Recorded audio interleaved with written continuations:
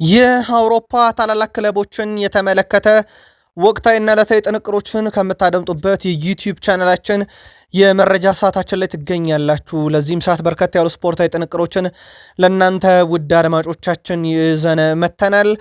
በመረጃ ሰዓታችን ቆይታ ስታደርጉ በርከት ያሉ የአውሮፓ ክለቦች በተጨማሪም ለየት ያሉ ስፖርታዊ ጥንቅሮችንም ዛሬም ታደምጣላችሁ። ግን ላይክ አድርጉን ውድ ቤተሰቦቻችን፣ ሀሳብ አስተያየታችሁን ጻፉልን። ቤተሰብ መሆን ካሻችሁም ከሁለተኛው የቃል ስፖርት ዩቲዩብ ቻናል ገጻችን ላይ ሰብስክራይብ ማድረግ እንዳይረሳ። ውድ ቤተሰቦቻችን፣ በመረጃ ሰዓታችን ሲጠበቅ የነበረ አንድ እውነት ነበረ። በሪያል ማድሪድ ዛሬ ይፋ ተደርጓል። እነማን ናቸው የሚሉት ስሞቹን ለዛሬ ጠብቁን ብለው ነበረ እጩ ፕሬዚዳንት። ስማቸውን ይዘን መተናል። በባርሴሎና በኩል ወቅታዊ የዝውውር ጉዳዮችን በስፋት እንመለከታለን። የቡድን ዜናም ተካቷል። በአውሮፓ ዙሪያ በርከት ያሉ የአውሮፓ ክለቦችንና ትልልቅ ተጫዋቾችን እናነሳለን። የዓለም ዋንጫ ጊዜው ቀርቧልና ምን አዲስ ነገር አለ ብለን እንዳሰነዋል ሰፊ መረጃ ይዘንበታል። በእንግሊዝ ፕሪሚየር ሊግ የመረጃ ሰዓታችን ዛሬ በርከት ያሉ የዝውውር መረጃና እንደዚሁም ከታማኝ ዜና ምንጫችሁ ቃል ስፖርት ዩቲዩብ ቻናል ሁለተኛው ቻናላችን ሰበር መረጃ ይዘናል። በዝውውር ጉዳይ ላይ በጣም ሰፊ አጫጭር መረጃዎችን ይዘናል፣ ታደምጡታላችሁ። ከሲቲ የዝውውር ወቅታዊ እንቅስቃሴ ጋር በተያዘ ከሲቲ የሚፈለጉ ተጫዋቾች ላይ የሲቲ ወቅታዊ ጉዳይን እናደርሳችኋለን። ሲቲም ስለሚፈልጋቸው ተጫዋችና ሌጀንዱን እናነሳለን። በቼልሲ በኩል የዝውውር ጉዳዮችን እንመለከታለን። በርካታ ሰፊ መረጃ የቼልሲን ዝውውር መረጃ ለቼልሲ ደጋፊዎች እናጋራቸዋለን። ወደ ቡድኑ የሚመጡትን ከቡድኑ የሚወጡትንም ሰበር መረጃ ለማለት ይቸግራል፣ ግን ለሊቨርፑል ደጋፊዎች ሰበር ዜና እንበለው። ሊቨርፑል አሰልጣኝ ሾሟል። ስለ አሰልጣኙ አንዳንድ ነገር እንነግራችኋለን። ስለ ሊቨርፑል ወቅታዊ ዝውውር በጣም በርካታ መረጃዎችን ይዘን መተናል። በክለቡ በርካታ ዝውውሮች እንደሚፈጸሙ ማረጋግጠናል። ሰበር መረጃ ለሊቨርፑልም ከታማኝ ዜና ምንጫችሁ ይዘን መተናል። አርሰናልም የሚጠበቁ ዝውውሮች እንዳሉ ይታወቃል። ስለዚህ አርሰናል ቤት ወቅታዊ የዝውውር ጉዳዮችን እና በጣም የተረጋገጡ መረጃዎችን ብቻ ይዘን መተናል። አንድ ዝውውር ላይ እንደውም ቅሬታ እየቀረበ ነው ከጉዳት ጋር በተያዘ እንመለከተዋለን። ከዛ ውጪ በአርሰናል በኩል የቡድን ዜናና በአርሰናል የሻምፒዮንስ ሊግ ጨዋታ ዙሪያ አንዳንድ የወጡ ተጨማሪ መረጃዎች ስላሉ ተጨማሪ መረጃ ይዘንበታል። በማንቸስተር ዩናይትድ የመረጃ ሰዓታችን በስፋት የምናነሳው ዝውውርን ነው። ከዝውውር ጋር በተያዘ በጣም የተረጋገጡ መረጃዎችን ይዘን መተናል። በማንቸስተር ዩናይትድ በኩል ለዋናው ቡድን ለአካዳሚው ጨምሮ በርካታ ዝውውሮች እየሰማ እንገኛለን። የማንቸስተር ዩናይትዱን ሰው ጄሰን ዊልኮክስን ከነኚህ ዝውውሮች ጀርባ እናነሳለን። ሪዮ ፈርዲናንድ ዩናይትድ የተለየ ነው እያለ ነው፣ በምክንያት ነው እንነግራችኋለን። ከዛ ውጭ የዓለም ዋንጫና ማንቸስተር ዩናይትድን በጥቂቱ እናያይዛለን። በጣም ሰፊ ግን የዝውውር መረጃ ነው ሽፋን የምንሰጠው። አብራችሁን ከቆያችሁ ላይክ ካደረጋችሁን ሰብስክራይብ ካደረጋችሁን የሚባክን ጊዜ የላችሁም። አብራችሁን ቆዩን። ሄንሪክ ሪኬልሚ ፕሬዝዳንታዊ ምርጫው ላይ ከዚህ በኋላ ስለ ራሴ ያልናገርም፣ ሰዎችን ነው ስም የምጠራው፣ እነማን ወደዚህ ቡድን እንደማመጣ ከተናገርኩ በኋላ ነገርየው ግልጽ ይሆናል ብሏል። ከዚህ ጋር በተያያዘ ሄንሪክ ሪኬልሚ ፕሬዝዳንት ሆኜ ከተመረጥኩኝ ራውል ጎንዛሌዝ የክለቡ ስፖርቲንግ ዳይሬክተር ይሆናል ብሏል። ፕሬዚዳንቱን እንግዲህ እንደ ፕሬዚዳንቱ አሸናፊ ሆነው ፕሬዚዳንታዊ ምርጫውን አሸናፊ ሆነው ካሸነፉ ይህንን ሰው ከማምጣት በተጨማሪ ሮድሪ አይነት ተጫዋችን ወደ ሪያል ማድሪድ ያመጣሉ። ኤርሊንግ ብሮት ሃይላንድ አይነት ተጫዋችን ወደ ቡድኑ ያመጣሉ። እናም ንግግርም ድርድርም እያደረግኩ ነው ብሏል። እኔ እንደ አንዳንድ የማድሪድ ሰዎች በጆዜ ሞሪኖ ደስተኛ አይደለሁም ብለዋል። ምክንያቱም ቀጣይ አሰልጣኝ ጆዜ ሞሪኖ ሊያረጉ ደግሞ ከወዲያ ፍሎሬንቲኖ ፔሬዝ ጉዳዩ እንደጨርሱ ይታወቃል። ስለዚህ ኤንሪኬ ሪኬልሚ ካሸነፉ ፕሬዚዳንቱ ስፖርቲንግ ዳይሬክተሩ ራውል ጎንዛሌስ፣ ፈራሚዎቹ ሰርፕራይዝ የሚያደርጉት ፈራሚዎች የሲቲው ሮድሪ እና የሲቲው ሃላንድ ስማቸው መሆኑን እሳቸው አረጋግጠዋል። ከዛ ውጪ ፕሬዚዳንታዊ ምርጫው እንደተጠናቀቀ ሌሎች የሚጠበቁ ዝውውሮች አሉ። ላብነት ያክል ሪያል ማድሪድ እንደ ዴንዝል ዶምፍሪስ ያለ ተጫዋችን እየተመለከቱ እንደነበረ ይታወቃል። የኢንተር አስተዳደሮችም ተተኪ እየፈለጉለት እንደሆነ ይታወቃል። ዴንዝል ዶምፍሪስ በተለይም የቀኝ ተመላላሽ ቦታን የተመላላሽ ክንፍ ሁለቱም ላይ ተጫዋችን ማምጣት እቅድ እንዳላቸው ይታወቃል። ከዛ ውጭ አማካኝ ስፍራ ላይ ፕሬዚዳንታዊ ምርጫው እንደተጠናቀቀ የምንሰማው የኒኮ ፓዝን ወደ ቡድኑ መመለስ ይሆናል በሪያል ማድሪድ በኩል። ሌላው ቲቦት ኮርቷን በተመለከተ ዛሬ በሪያል ማድሪድ በኩል ያገኘነው መረጃ በኢንቨስተርነት የቀድሞ የልጅነት ክለቡን ተቀላቅሏል። ጌንክን ነው ኢንቨስተር ሆኖ ተቀላቅሏል። ስለዚህ በቡድን ውስጥ በርካታ ስራዎችን ይሰራል ማለት ነው። በቀጣይነትም ቡድኑን ሊገዛ የሚችልበት እድል አለ እየተባለ ነው። የተወሰነ ድርሻውን ያደገበት የልጅነት ክለቡን እየጎበኘ መሆኑን አረጋግጠናል። ግን ወደዛ ሊዘዋወር አይደለም። ምናልባት አንዳንድ ሚዲያዎች ላይ በስፋት መረጃው እየተሰራጨ ስለሆነ እናጥራው ብለን ነው። ጁልስ ኮንዴ በባርሴሎና ስለመቀጠሉ እርግጥ አይደለም። በርከት ያሉ አውሮፓ ክለቦች ተጫዋቹን እያፈላለጉ ይገኛሉ። ወቅታዊ ዝውውር እንቅስቃሴው በተወሰነ መንገድ ቀዝቀዝ ብሏል። የባርሴሎና ባለፈው ሳምንት ላይ በጣም የተነቃቃበት ሳምንት ነበረ። ወዲያው ጎርደንን አስፈረሙ፣ ዩሊያን አልቫሬዝን ተደራደሩ። አሁን ግን ነገሮች ጸጥ ብለዋል። ይልቅ ከሽያጭ ጋር በተያያዘ የጁልስ ኮንዴን ስም እየሰማ እንገኛለን። ከዛ ውጪ በባርሴሎና ጉዳይ ላይ ክለቡን የለቀቀው ሮቤርት ሌዋንዶስኪ መዳረሻውን ይፋ አላደረገም። ምርጫው በባርሴሎና መቆየት ነበር፣ ግን የቱርክ ክለቦች በስፋት እየፈለጉት እንደነበረ አረጋግጠናል። እናም በአውሮፓ ይቆያል የቀድሞ የባርሴሎና ተጫዋች። ሌላኛው ማርክ አንድሬ ቴር ስቴገን ነው። ማርክ አንድሬ ቴር ስቴገን በዚህ ውድድር ዓመት በጣም አስከፊ ጊዜ ነው ያሳለፈው። በባርሴሎና አንድም የላሊጋ ጨዋታ አልተጫወተም። ከዛ በኋላ ወደ ጄሮና ቀንቶ 2 ጨዋታ እንደተጫወተ ጉዳት አስተናገደ። ለጀርመን ብሔራዊ ቡድን የዓለም ዋንጫ ጥሪ ያልደረሰውም። የዚህ ተጫዋችን ዕጣ ፈንታ በክረምት በትልቁ እየተጠበቀ ይገኛል። የእግር ኳስ ግብ ጠባቂዎች ቁንጮ ተብለው ከሚጠቀሱ ከ1 እስከ 10 ውስጥ አናጣውም። ያኖ ብላክ በጣም አስደናቂ ግብ ጠባቂ ነው። አሁን ላይ ከአትሌቲኮ ማድሪድ ጋር ለመለየት ጫፍ ደርሷል። አትሌቲኮ ማድሪድም በር ላይ አንቆምም ብለውታል። በቀጣይነት አዲስ ክለብ ይፈልጋል ተብሏል። ተጫዋቹም ክለቡም በተጫዋቹ በኩል የሚመጡ ጥያቄዎችን ለመቀበል ዝግጁ መሆኑ ተረጋግጧል። ስለዚህ ያኖ ብላክ ከአትሌቲኮ ማድሪድ መልቀቁ እንደማይቀር ተረጋግጧል። ተጫዋቹም በቀጣይነት ክለቡን ያሳውቃል ተብሎ ይጠበቃል። ከዓለም ዋንጫ በፊት በርካታ ክለቦች ስማቸው እየተነሳ ነው፣ ግን ማረጋገጫዎችን ለማግኘት ጥረት እያደረግን ነው። ከታማኝ የዜና ምንጮች የእንግሊዝ ክለቦች በስፋት ስማቸው እየተነሳ ነው። ያኖ ብላክ ያው ግብ ጠባቂው ግን ለቋሚነት እንጂ ለተጠባባቂነት ይሄዳል ተብሎ አይታሰብም እና ምናልባት እነኚህ በተለምዶ ቶፕ የሚባሉ ክለቦች እሱን ካስፈረሙት ለቋሚ ግብ ጠባቂነት ከሆነ ብቻ ነው። የአውሮፓ ሻምፒዮንስ ሊግ ሻምፒዮኖቹ ተጫዋች ቪታኒሃ ከአርሰናል ጋር ስንጫወት ወይም እንደ አርሰናል አይነት ቡድን ስንገጥም በጣም ትዕግስት ያስፈልጋል ብሏል። ምክንያቱም እነሱ በእያንዳንዱ ቅጽበት ሰዓት ያባክኑብን ነበረ ብሏል። በእጅ ውርወራ ላይ፣ ኳስ መልሶ በመምታት ሂደት ላይ፣ በማዕዘን ምት ላይ በእያንዳንዱ ደቂቃ ኳስ ሲያዘገዩብን ነበረ። አርሰናሎች ደግሞ በተለይም ጨዋታውን መምራት ከጀመሩበት ጊዜ ጀምሮ ለእኛ በጣም አስቸጋሪ ነበሩ ብሏል። ከሰዓት አጠቃቀም ጋር በተያዘ እናም የራሳችንን እድል በራሳችን ለመወሰን ብዙ ጥረት አድርገናል። በዛ ላይ ደግሞ አርሰናል በሎ ብሎክ ነበረ ሲጫወት የነበረው በጣም አስቸጋሪ ነበሩ ብሏል።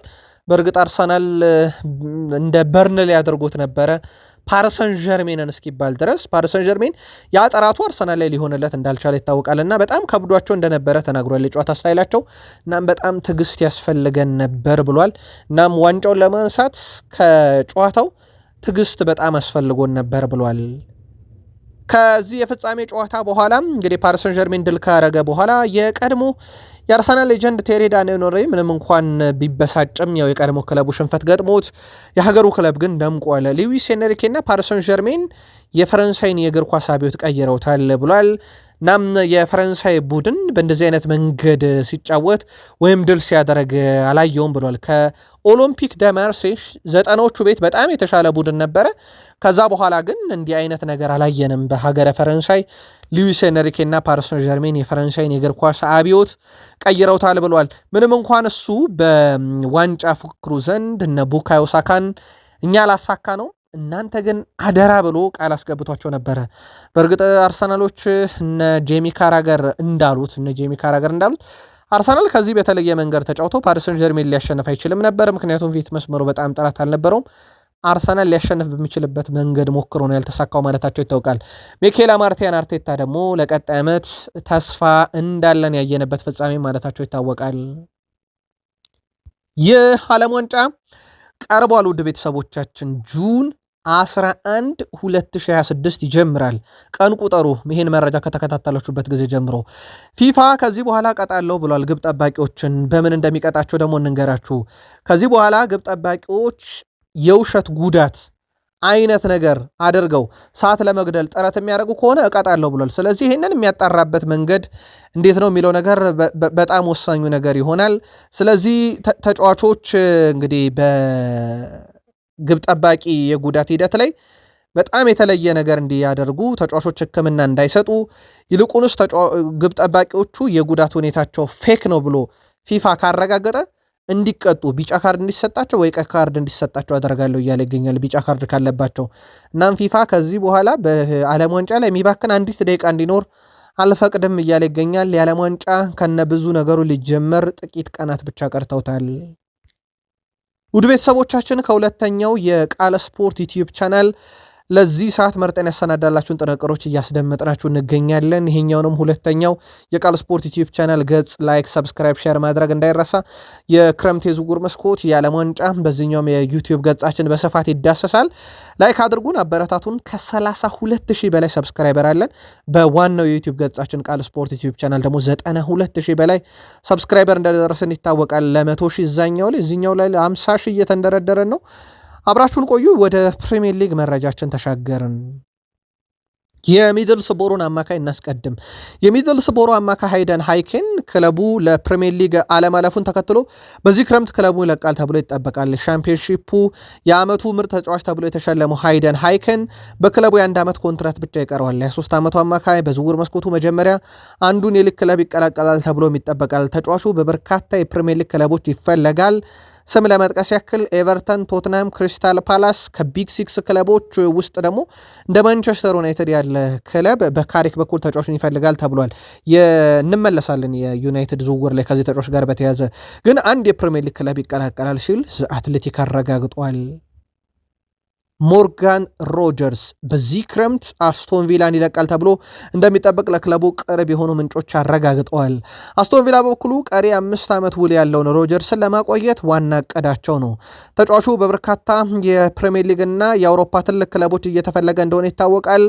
አስቶን ቪላ ተጫዋቹን የሚሸጠው ከሆነ 20% የሚሆነውን ለቀድሞ ክለቡ ሚድልስ ቦሮ እንደሚሰጥ ይታወቃል።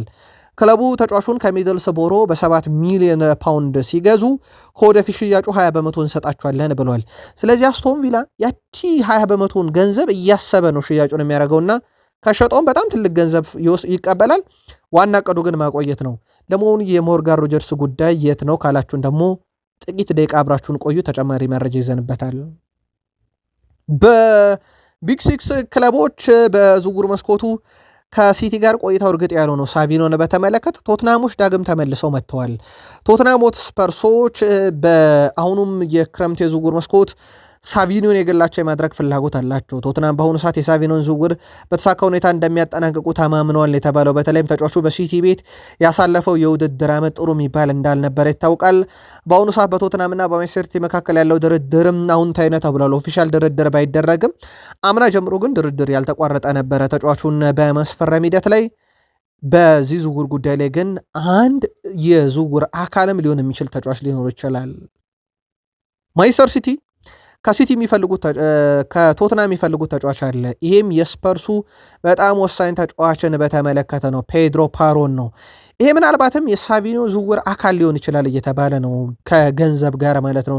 ሲቲ ሳቪኖ ሲደመር የተወሰኑ ገንዘቦችን ሊያቀርቡ የሚችሉበት በጣም ሰፊ ዕድል እንዳለ እየተዘገበ ይገኛል። ቶትናሞች ፔድሮ ፓሮን የመልቀቅ ፍላጎት የላቸውም። የረጅም ጊዜ እቅዳቸውን ሮቤርቶ ዲዘርቢ አረጋግጠዋል። ግን በብዙ እየተፈለገ ይገኛል በሲቲ ቤት። ተጫዋቹም ደግሞ ለመልቀቅ ፈቃደኛ ነው እየተባለ ነው። በእርግጥ ለሲቲ ተፎካካሪ የሚሆን ሪያል ማድሪድም የመሰለ የአውሮፓ ሌላ ክለብ አለ።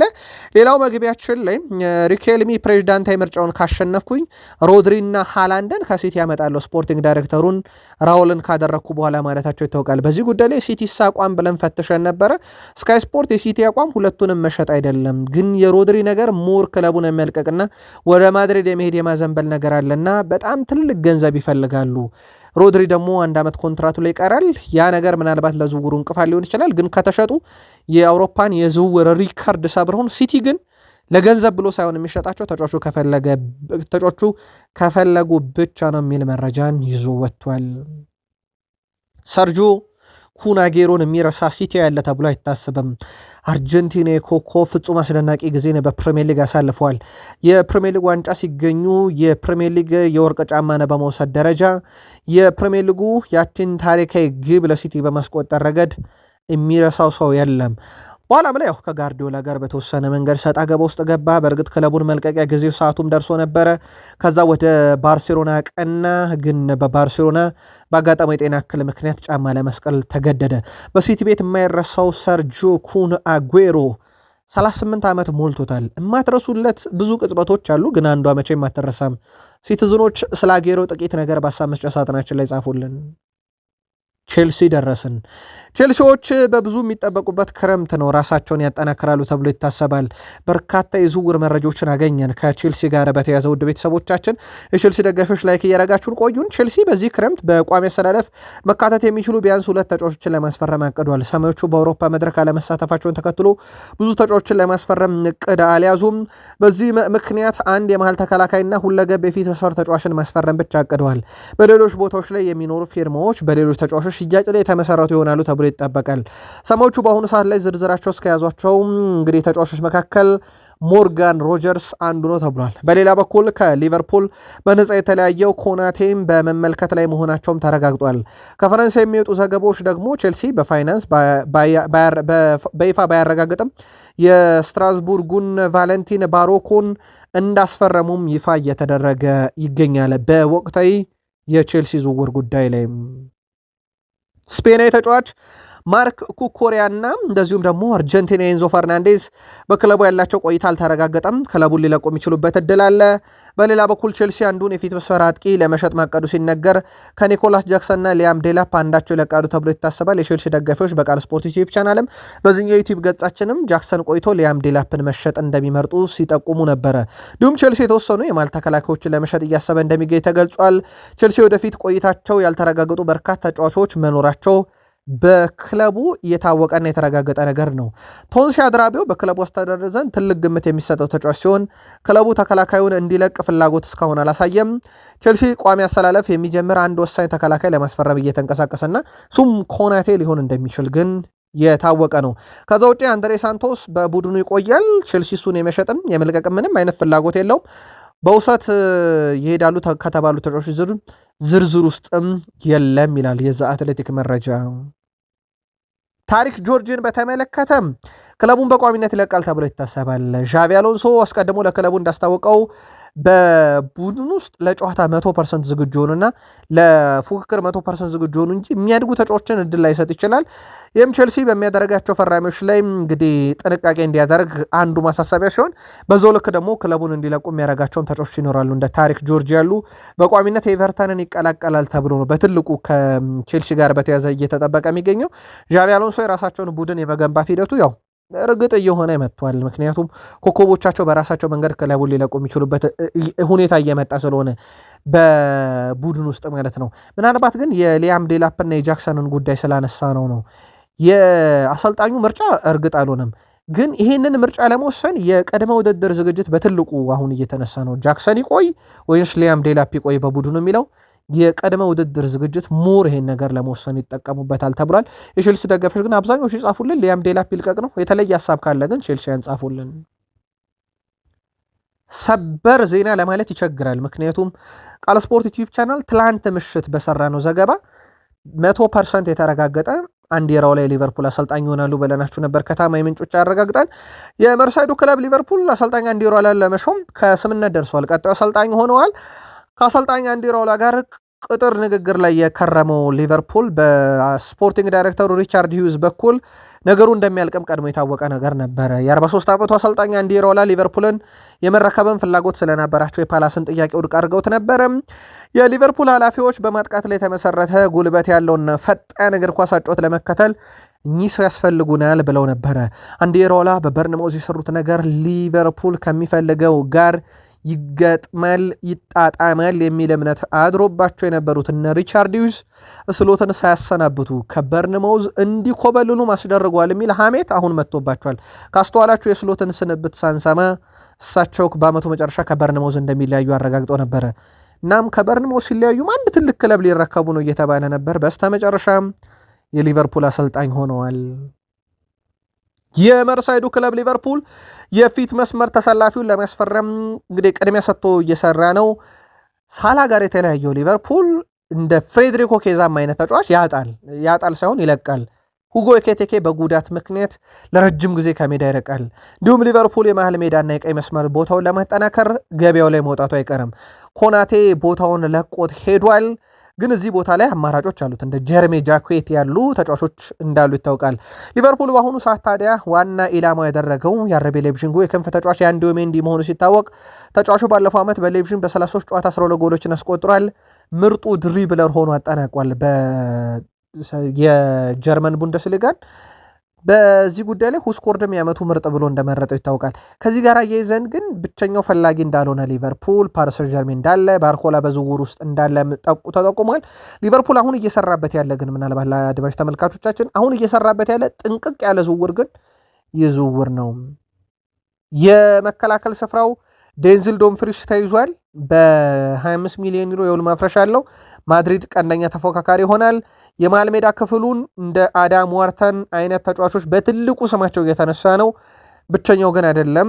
ከዛ ውጭ ሊቨርፑል ባለስልጣናት ታዲያ እነኚህ ሁሉ ዝርዝሮች በዝርዝር ውስጥ ካሉ ለአውሮፓ ሻምፒዮንስ ሊግ ተፋላሚውና ቀጣይ ዓመት አንዲ ኢራኦላ ለሾመ ቡድናቸው እንደባለፈው 45 ሚሊዮን ፓውንድ የሚጠጋ ወጪ ያወጣሉ ተብሎ ባይጠበቅም ግን በጣም ትልቅ የዝውውር መስኮት ሊሆን እንደሚችል ለሊቨርፑልም የተረጋገጠ ጉዳይ ነው።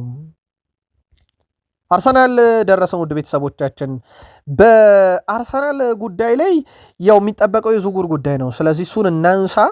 አርሰናል በዚህ ክረምት የግራ ክንፍ ተሰላፊን በጣም ትልቅ ስራ ሊሰሩበት ነው። በጣም ትልቅና የአርሰናል ደጋፊ በነገራችን ላይ ባለፉት ሁለት የዝውውር መስኮቶች ላይ በስፋት ሲናገረውም የነበረው የአርሰናል ደጋፊ የግራ ማጥቃት ኮሊደሩን ላይ ባለፈው ክረምትም በጥርም በመሃል ሜዳና ተመላላሽ ቦታዎች ላይ ይሄ የክንፍ ተመላላሾችም እንዳሉ ሆነው ማለት ነው የሚሸጡ ተጫዋቾች አሉ እንደ ጋብሪኤል ጄሱስ። ስለዚህ 9 ቁጥር በተወሰነ መንገድ በጣም ልምድ ያለው ወይም ውድ ዝውውርም ባይሆን ታዳጊ ሊያመጣበት ይችላል። አርሰናል በአሁኑ ሰዓት ሞርጋን ሮጀርስ በዋነኝነት የክንፍ አጥቂው ነው። እንደ ብራድሌ ባርኮላ ጁኒየር፣ ኤል ጁኒየር ክሩፒ እና የአክሱ ሚካ ጎድስስ በትልቁ አርሰናል ቤት ለክንፍ አጥቂ የተያዙ እጩ ሲሆኑ በቀይ መስመር ተመላላሽ ቦታ ላይ ቶኒ ሌቨርሜንቶ እና የስፖርቲንግ ሊዝበኑ ኢቫን ፍሬስ ኔዳ በዋነኝነት ናቸው። የአርሰናል ደጋፊዎች በቃል ስፖርት ዩቲዩብ ቻናላችን ላይ በማለዳው ጥንቅራችን ላይ ቶኒ ሌቨርሜንቶን አንፈልግም ብለውናል። ምክንያታቸው ግልጽ ነው። የጉዳት ሁኔታው ከሳሊባ ምንም የተለየ ነገር አይደለም በሚል ነው። በሁለገብ ተጫዋችነት የምናውቀው ደግሞ የፍራንክፈርቱን ናትናኤል ብራውንንም አርሰናል በትልቁ እየተከታተለ ይገኛል። የአርሰናልን ዝውውር ምናልባት ትንሽ ሰፋ አድርጎ መመልከትም ይቻላል። በጣም ሰፊ ዝውውር በቀጣይ ዓመት ይኖራል። ክለቡ ግን እነኚህን ዝውውሮች ሲፈጽም ጋብሪኤል ጄሱስን ይለቃል። ጋብሪኤል ማርቲኔሊ ቆይታው አልተረጋገጠም፣ በቅርቡ ይወሰናል። ትሮሳርድ በክለቡ ቆይታው እርግጥ አይደለም፣ በቀጣይ ይወሰናል። ኤታን ንዋኔሪ በቋሚነት ይለቃል ተብሎ ይጠበቃል። ክርስቲያን ኖርጋርድ ጥያቄዎችን አርሰናል እየተቀበለ ነው። የመጣ ይፋዊ ጥያቄ ካለ ይለቃል። ስለዚህ አርሰናል ዝውውሮቹ በሁለት መንገድ ናቸው ማለት ነው። አንድም የሚለቁና የሚተኩ ተጫዋቾች አሉ። ሁለቱም ቡድኑን ለማጠናከር ወደ ቡድኑ የሚመጡ ተጫዋቾች አሉ። የአርሰናል ደጋፊ በዝውውር መስኮት በእርግጠኝነት በልበ ሙሉነት ይህንም ክረምት የሚጠብቁበት አምና በአንድሪያ ቤርታ ስር ያዩት ዝውውርም ስላለ ነው ተብሎ ይጠበቃል። ከዛ ውጪ በአርሰናል በኩል ፔሮ ሄንካፔ 52 ሚሊዮን ዩሮ ቋሚ ማድረግ አጠቃላይ አንቀጽ አለ። ከወደፊት ሽያጩ ላይ 10% ያገኛሉ። አርሰናል ፔሮ ሄንካፔን ቋሚ ያደርጋል ተብሎ እየተጠበቀ ነው። ምናልባት ግን የተወሰነ ድርድር ሊያደርጉ ይችላሉ ቅናሽ ላይ። ሌላው ጀርሚ ሞንጋንም አርሰናል እየተከታተሉት ነው። ይህን ታዳጊ ተጫዋች ከሌስተር ሲቲ ለማምጣት ከ10 እስከ 15 ሚሊዮን ፓውንድ አካባቢ ይጠየቅበታል። ማንቸስተር ዩናይትድ ቀንደኛ ተፎካካሪያቸው ነው። ሃምቡርግ ፋቪዮ ቬራን ሊወስድላቸው ይችላል እየተባለ ነው። የጀርመኑ ክለብ ወደ 20 ሚሊዮን ዩሮ እንደሚያወጣ የታመነውን ተጫዋች የግሉ ለማድረግ እቅዳለው። ድርድር በአርሰናልና በሃምቡርግ መካከል ይደረጋል ተብሏል። በጣም ድንቅ የሚባል የውድድር ጊዜን ከክለቡ ጋር አሳልፏል። ስለዚህ አርሰናል የሚያመጣቸው በዛው በውሰት ያሉ ደግሞ በቋሚነት የሚለቃቸው በርከት ያሉ ተጫዋቾች አሉ። በተለይ ሚኬል ማርቲን አርቴታና አንድሪያ ቤርታ ከፓሪስ ሰን ዠርሜን ጨዋታ በኋላ እንደገመገሙት ነገር ጥልቀት ፊት መስመሩ ላይ መጨመር ነውና በርካታ ዝውውር በዛ ሜዳ ክፍል ላይ ይጠበቃል። ዊሊያም ሳሊባ የአርሰናሉ የተከላካይ ስፍራ ተጫዋች የዘንድሮ ምርጡ ተጫዋቻቸው ውስጥ ሊጠቀስ የሚችለው ዋንጫ የሌለው ማውራት የለበትም እያለ ነው። አርጀንቲናን መበቀል እንፈልጋለን ብሏል። የመድፈኞች ተከላካይ ዊሊያም ሳሊባ ከዓለም ምርጥ ተከላካዮች አንዱ ነኝ ሲል ሀሳቡን ሰጥቷል። ሳሊባ አክሎም መናገር የሚችሉ ሰዎች ዋንጫ ያላቸውና ትልቅ ነገሮችን ያሳኩ ብቻ ብሏል። አላማን ካሳካ ከማውራት በፊት መጀመሪያ መስራት አለብህ ሲል ተደምጧል። ስለ ፕሪሚየር ሊጉ ድሉ ያነሳው ዊሊያም ሳሊባ ዋንጫ ማለት ሰዎች እንዲያስታውሱ የሚያደርግ ትዝታም ነው ብሏል። በዓለም ዋንጫው ማንን መግጠም እንደሚፈልግ የጠየቀው ሳሊባ አርጀንቲናን ማግኘት እፈልጋለሁ ብሏል። አርጀንቲናን ባሸነፈችን መንገድ ስትሸነፍ እነሱን በድጋሚ ማግኘትና መበቀል እፈልጋለሁ ብሏል። በዓለም ዋንጫ ዙሪያ ይሳተፋል አይሳተፍም፣ ቀዶ ጥገና ያስፈልገዋል አያስፈልገው የሚለውን እያጣራ እንገኛለን። የሳሊባ ጉዳት ግን የቀጣዩን ዓመት የአርሰናል ጉዞ ይረብሻል ተብሎ የሚታሰብ ነገር የለውም። ጉዳዩን ግን በቃል ስፖርት ዩቲዩብ ቻናልም በዚህኛው ዩቲዩብ ገጻችንም ለአርሰናልን ተከታትለን እናመጣዋለን። ዘ አትሌቲክ በወጣው ዘገባ መሰረት ያለምንም ቫር ስህተት ወይም ደግሞ የቫር እገዛ ባይጨመርበት ማን ፕሪሚየር ሊጉን ዋንጫ ይበላል ቢል አርሰናል መሆኑን አረጋግጧል። አርሰናል የፕሪሚየር ሊጉን ዋንጫ ሊያነሳ የሚችልበት እድል አሁንም በቫር ውጭ አለ። ስለዚህ በቫር የተለየ ገዛ አላገኘም። ግን አርሰናል አንዳንድ ሊስተካከሉ የሚችሉ ጨዋታዎች ነበሩት። ወደ 4 ነጥብ ያጣበት ተጨማሪ 2 ነጥቦችን በቫር እገዛ አግኝቷል። ዩናይትድ ወደ ተጨማሪ 1 ነጥብ ያገኘ ነበረ። አስቶን ቪላ ተጨማሪ 2 ነጥቦችን አግኝቷል እያለ ይቀጥላል። የዘ አትሌቲክ መረጃ የአርሰናል የቫር ጉዞ ዋንጫውን የሚረብሽ አይደለም ተብሏል። ምናልባት የአርሰናል ደጋፊዎች ፕሪሚየር ሊጉን ተውና ሻምፒዮንስ ሊጉ ላይ ልትሉኝ ትችላላችሁ። በሻምፒዮንስ ሊግ ፍጻሜ ዳኛ ዳንኤል ሴበርት ባሳዩት አመራር የይፋ ደስተኛ ነኝ ብሏል ውድ አርሰናልያን። ስለዚህ ዳኛው ስህተት አልሰሩም እያለ ነው። ስለዚህ ያው ፕሪሚየር ሊጉን ሻምፒዮንስ ሊጉ ላይ ካላችሁም የይፋ ስህተት አልሰራም፣ ዳኛው ሙሉ ለሙሉ ትክክል ወስኗል እያሉ ነው። ተጨማሪ መረጃዎችን በቀጣይ መረጃ ሰዓት ግን ጠብቁን። የዩናይትድን ዝውውር እናስከትል። ማንቸስተር ዩናይትድ በዚህ ክረምት የመሃል ሜዳውን ለማጠናከር ቅድሚያ ሰጥቶ እየሰራ እንደሆነ ይታወቃል። የካዜሜሮ መልቀቅ የብሩኖ ፈርናንዴዝ ወደፊት እጣ ፈንታ ማለት ይሄ በዚህ ክረምት ሳይሆን በቀጣዮቹ እጣ ፈንታ እንዳለ ሆኖ ኡጋርቴም በዚህ ክረምት ክለቡ ይለቃል ተብሎ ይታሰባል። ሁለት አይነት ሂደት አለ ማለት ነው። አንድ አሁን የለቀቁትን እነ ካዜሜሮን መተካት፣ ሁለት የረጅም ጊዜ ብሩኖ ፈርናንዴዝ ተተኪ ይፈለጋል። በዚህ ምክንያት 2 ወይም 3 አማካዮች ኦልትራፎርድ ይደርሳሉ ብለን እየጠበቀ እንደሆነ ይታወቃል በማንቸስተር ዩናይትድ በኩል። በተጨማሪም ማንቸስተር ዩናይትዶች የግራ መስመር ተመላላሹ እንዳለ እንዲሁም ከቤንያሚን ሼሽኮ ጋር መፎካከር የሚችል አጥቂ የሚለው ጉዳይ በዚህ ክረምት በትልቁ ይጠበቃል። ማንቸስተር ዩናይትድ በአሁኑ ሰዓት የአታላንታውን አማካኝ ኤደርሰን ዋነኛ እቅዳቸው፣ የዌስትሃሙ ማቲያስ ፈርናንዴዝ ሌላኛው ዩናይትድ አማካኝ ስፍራ የሚያጠናክር ብሩኖን በረጅም ጊዜ የሚተካ እንዲሁም ማንቸስተር ዩናይትድ የ22 ዓመቱን የበርንማውዝ ተጫዋች አሌክስ ስኮትን ኢላማ ያደረገ ቡድን እንደሆነ ይታወቃል። ከዛ ውጪ መግቢያችን ላይ የማንቸስተር ዩናይትድ የተከላካይ ክፍል እቅድ የሆነ አንድ ተጫዋች አለ። ይሄም የኒካስሉ ሊዩስሃል ሲሆን ከዛ በተጨማሪ ማንቸስተር ዩናይትድ አሰልጣኝ በዋነኝነት ይደግፉታል የተባለው ሃይደን ሄክን ነው። ሃይደን ሄክ ከሚድልስቦሮ እንዲመጣ ዋነኛ ፈላጊና ቀንቃኙ ራሳቸው ማይክል ካሪክ ናቸው። ስለዚህ እነኚህ ደግሞ በማይክል ካሪክ ስርም የሚፈጠሙ ዝውውሮች ይሆናሉ። ግን ዩናይትድ አማካኝ ክፍሉን፣ ተከላካዮቹን በተለይም የግራ ተመላላሽ በትልቁ እየተጠበቀ ነው። የ9 ቁጥር ቦታን በጣም እንዳስገዳጅ ሁኔታን ባዩትም ግን ገበያው ላይ አማራጮችን ያዩበታል ተብሏል። በማንቸስተር ዩናይትድ የዝውውር ጉዳይ ላይ ማንቸስተር ዩናይትድ የ16 ዓመቱን የማንቸስተር ሲቲ አካዳሚ ተጫዋችን እየተመለከተ ነው ተብሏል። እንደ በርከት ያሉ የዜና ምንጮች በተለይም እንደ ፉትቦል ኢንሳይደር ዘገባ ከሆነ ዩናይትዶች ተጫዋቹን አሳምነው የአካዳሚ ተጫዋች የማድረግ እቅድ አላቸው። ከዛ ውጭ ሳንድሮ ቶናሊን ጉዳይ እያላችሁን ነበረ። ዩናይትድ 100 ሚሊዮን ፓውንድ ከፍሎ እሱንም ኤሊዮት አንደርሰንም የማምጣት ፍላጎት የለውም። ተጫዋቹን ይፈልጋል፣ ግን የተጠየቀውን ገንዘብ የመክፈል ፍላጎት እንደሌለው ተረጋግጧል። ከዛ ውጪ በጥር የዝውውር መስኮት ከአውሮፓ ክለቦች ፍላጎትን ስበው የነበሩት ኡጋርቴ፣ ዜርኪዚ እና አልታይ ባይንደርን በተመለከተ አሁንም ክለቡን ይለቃሉ ተብሎ ነው የሚጠበቀው። ዩናይትድ ገዣቸውን በዚህ ጥር እየተጠባበቀ ይገኛል። በሁለት መንገድ ተጫዋቹን የመልቀቅ ፍላጎት አለው ዩናይትድ። ከተቻለ በቋሚ ዝውውር፣ ካልሆነ ግን የመግዛት አንቀጽ በአስገዳጅ ሁኔታ ያካተተ የውሰቱን ለመስጠት ዩናይትድ ፍላጎት አለው። የኡጋርቴን ጉዳይ በተመለከተ አንዳንድ ጥርጣሬ ያለን የሚሉ አካላት ግን አሉ። በማንቸስተር ዩናይትድ በኩል ዩናይትድ የኡጋርቴን ስንብት እውን የሚያደርገው ዩናይትድ ኡጋርቴን የሚለቀው ትክክለኛ ገዢ በሚፈልጉት ዋጋ ከመጣና ዩናይትድ በራሱ በቦታው ላይ ተጫዋች ማምጣት የሚችል ከሆነ ነው። ካልሆነ ግን ኡጋርቴ በተጠባባቂ ወንበር ላይ እየተቀመጠ ቢሆን የቡድኑ አካል ሆኖ ይቀጥላል ተብሏል። በራሽፈርድ ጉዳይ ያው እንደነገርናችሁ ነው። ባርሴሎና እና ዩናይትድ መካከል ድርድሩ እንደቀጠለ ነው። እስከ ጁን 15 እድል አለው። በነገራችን ላይ በሚቀጥሉት 8 ቀናት ውስጥ ባርሴሎና በተጫዋቹ ላይ የመጨረሻውን ውሳኔ መወሰን መብት አለው። የዩናይትድ የቀረበለትን 26 ሚሊዮን ፓውንድ የመክፈል ያለ መክፈል እስከ ጁን 15 ነው። ከዛ በኋላ ግን ያው ሙሉ ለሙሉ ተጫዋቹ ወደ ዩናይትድ ይመለሳል። ከዚህ ጋር በተያያዘ ጄሰን ዊልኮክስ ማንቸስተር ዩናይትድ የእግር ኳስ መዋቅር ውስጥ ከፍተኛው ስልጣን ያላቸው ሰው እንደሆኑ ይታወቃሉ እና በአዳዲስ ተጫዋች ምልመላ እንዲሁም የመጨረሻውን ውሳኔ በማሳለፍ ረገድም ቀዳሚው ሰው ናቸው። ክሪስቶፈር ቪቪየል ደግሞ በዩናይትድ የምልመላ ስራውን ይሰራሉ። ከተጫዋች ወኪል ጋር ዋነኛ የመገናኘት መስመር ከመሆኑም በላይ የዝውውር ኢላማዎች ላይ ትኩረት አድርገው ከሚሰሩት ውስጥ ክሪስቶፈር ቪቪየል አንደኛው ናቸው።